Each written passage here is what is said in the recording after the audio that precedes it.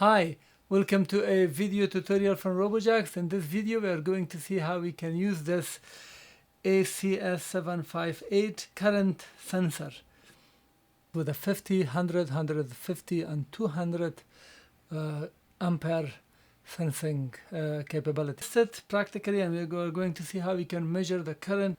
You can get the code for this project by clicking at the link in the description below, which will take you to robojax.com/learn/Arduino. Let's get started with this.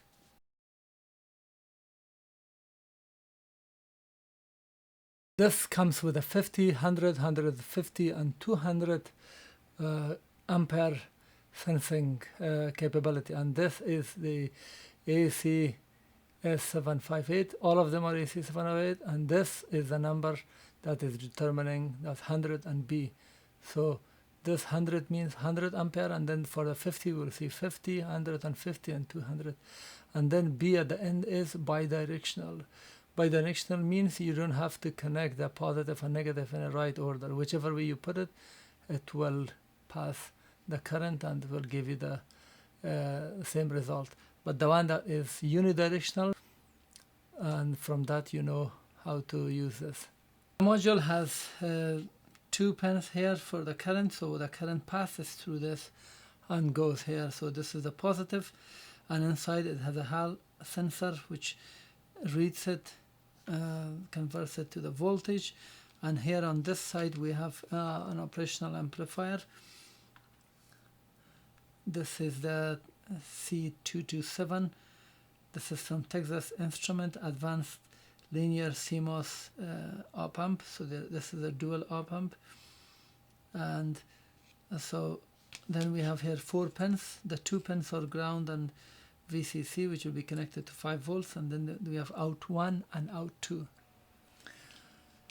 For 100 ampere, this small tiny connectors are crazy. It should be like 10 times bigger than this. For 100 ampere there should have been a big nut and bolts, or a huge connector to put a thick wire, something like this, to be soldered. Because if you use thinner wire and weaker wire, the current when passes through will see big resistance, and as a result we will have huge voltage drop on the wire itself. So the wire will act as a resistor. So this is a very bad design. Length of this module is 38.2 millimeter. The width is 18 millimeter. The depth is this header pins, 11.1 millimeter, or if you want to see the device from this angle, 10.7 millimeter. If you're interested for the weight, it weighs about 7.4 grams. Now let's have a look at the datasheet. This ACS758 with a different variation of series is made by Allegro. The device is offered in different packages. This is 5-pin package, 2 pin here and 3 on this side. But as you can see here, the 2 is bent. This is the one that I'm using with PFF, and then we have straight, but this is bended, the 3 pins, so PSF, and the one that is all straight, you see here, PSS, straight. Here is the diagram how you can get, so you can put your connection and current passes through this, and we have 3 pins. VCC can be 3 volts or 5 volts, and we have ground, and then a reference resistor and V out. There are different varieties of this. The one that I'm using is ACS758 LCB 100B. This 100 means 100 ampere, this 50 means 50 ampere. The sensitivity is 20 millivolts per ampere. So if there is 1 ampere, it will be 20, and 2 ampere, it goes higher and higher. For 10 ampere, it will be 2 volts, and so forth. The one that I use is bidirectional. You see here bidirectional, the 100B PPF. And another important factor, that when there is no current, typically it draws 10 milliampere and maximum 13.5. It's very important. The X05B This is the characteristics 50U and then 100B. This is the one that I used, so it can go up to 100, and the sensitivity is 20 millivolts per ampere. There are other versions of this available, 150 ampere, as you can see here, even 200 ampere. It might be huge, different larger package. 100B, as you can see here, the sensitivity versus ambient temperature, mean and minimum limit. So the typical is the red one. Up to 125 degrees we will have almost linear value, but as soon as the temperature increases, it has this curve, so we have to be careful about this, that the junction temperature should not increase. Important fact here, so for bidirectional it's VCC divided by 2. That's why I divided the voltage by 2. Is that if you're using unidirectional, it will be 0.12 times VCC. Here is the explanation in terms of diagram if you want to know it. So this is your power supply and this is your load. This is the sensor. The sensor has two terminals, plus and minus. Power supply has plus and minus, and load has plus and minus. Normally you connect the negative to the negative and positive directly like this to the positive. In this case we just cut here the positive that is going here, so it becomes two pieces.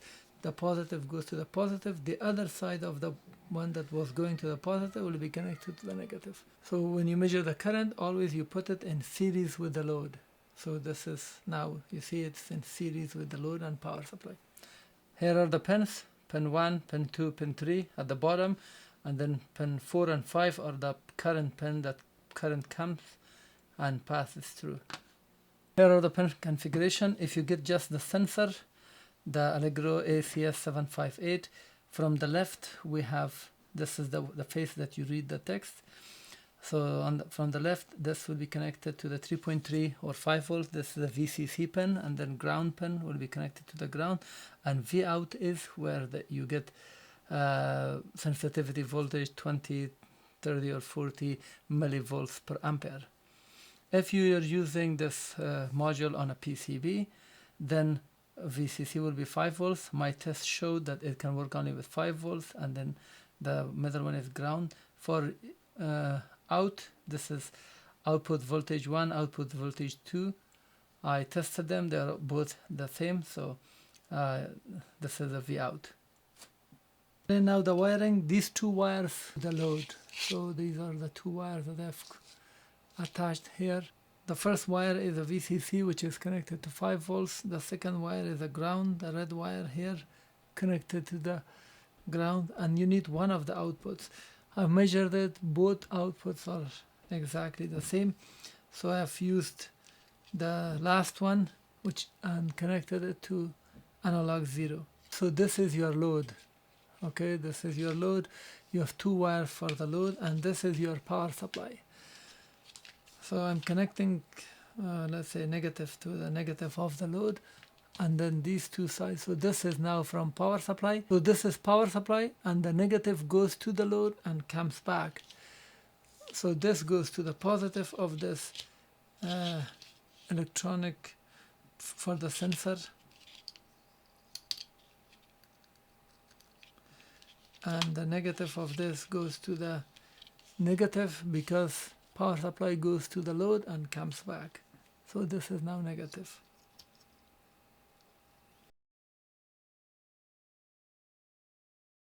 Let me explain the code. This is, as I call it, the advanced. This code will work with all available modules of this Allegro ACS758 sensor. And I will provide you the code that is very simple, that you have to enter the sensitivity to make it work, but this is very easy to use. I've defined analog 0 as a VN, so you can change it accordingly. And then after that, VCC, this is 5 volts. The 5 volts supply voltage and 3.3 volts, it works with both of them, but with this module that the sensor is installed on a PCB, this will not work. I tested it, 3.3 volts will not work. But if you're using a just a sensor without the PCB, which has operational amplifier and other stuff, so then you can set this to 3.3 volts. Otherwise, just leave it at 5 volts, it will work. And then this number 2 is the model. The model is referring to these models that you have. So all of these models that you see, we will have either 0, 1, 2, 3, 4, 5, 6, up to 7. So this is written on the sensor, and then read it and accordingly enter the value that is here, either 6, 5, 2. And the one that I'm using is this one, this model, and I've entered 2 here. After that, we have the current, the cutoff limit for the current.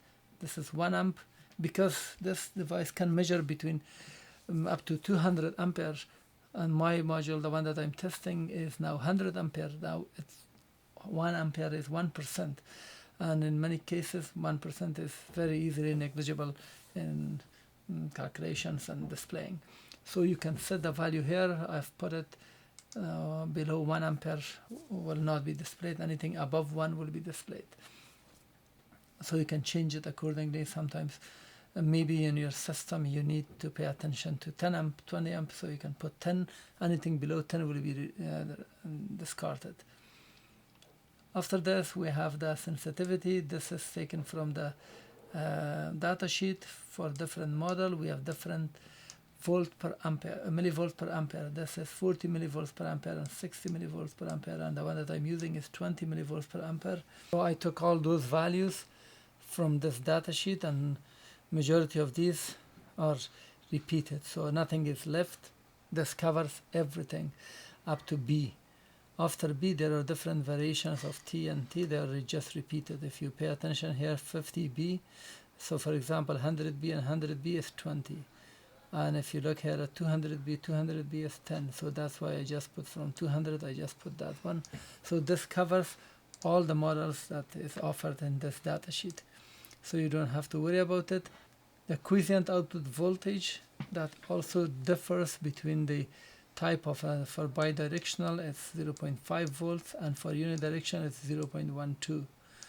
So you don't have to change or do anything, but I'm just explaining for different models they are here. I'm using it internally. When you set different value here, 2, 3, depending on the model, then this value will come into effect and will be used in calculation.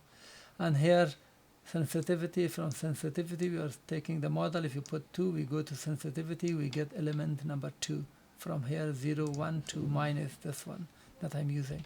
So that 2 refers to that, and we are dividing it by 1000 because I typed there 20, so we want to make it 0.02. That's a factor that we need in our calculation. And then quiescent output voltage, this is actual quiescent output voltage. We are getting it and we are multiplying it by VCC. So these values, depending on the type, we are multiplying it by 5 volts or by 3.3 volts, depending on the model.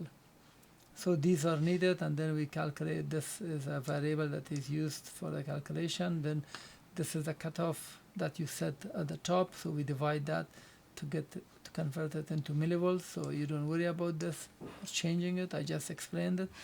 Inside the setup, we just print this, initialize the serial monitor to show the this screen, and this serial monitor, this 9600 baud must match this 9600, and this 2 line of text or display the text. So that's done. Inside the loop, we just get the VN. This is A0. We are reading analog, the voltage that is coming from the sensor. 5 divided by 1023, because the maximum voltage is 5 volts and total number of steps is 1024. The maximum value is 1023, so we divide 5 divided by this, we get each step value and multiply it by the value that we are getting, so we get raw voltage. Raw voltage means that the quiescent voltage is not included, so 2.5 volts. If we use 5 volts, 2.5 will be included. So here we have to do that. From the raw voltage, quiescent output voltage, which is 5 volts, you are subtracting. And then the 0.07 was within this module that I used. So I change this until I get the voltage as a 0 when there was no current. So you can make it 0 or change it accordingly, so you can get, when there is no current, you get 0 volt. This voltage must be 0. So now that's the actual voltage divided by the factor, and then it will give you the actual current. And now here we check this voltage. If it's above the cutoff voltage, then we will display the current, otherwise nothing. Now how we display the current, we print the V,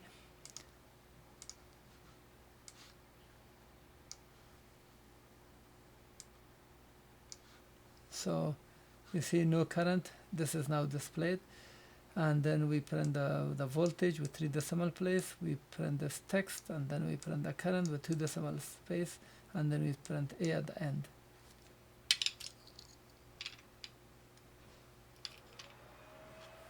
As you can see, these are the value that is displayed there. And then we wait 500 milliseconds, and the loop continues like that. This is the basic code, exactly the same as before, except I have removed all those array, and this will not work for all models, so you have to enter your own values here for the factor and here, and this will not have all those fancy options of cutoff. And you see now even there is no current, it shows this 0, 0, 0.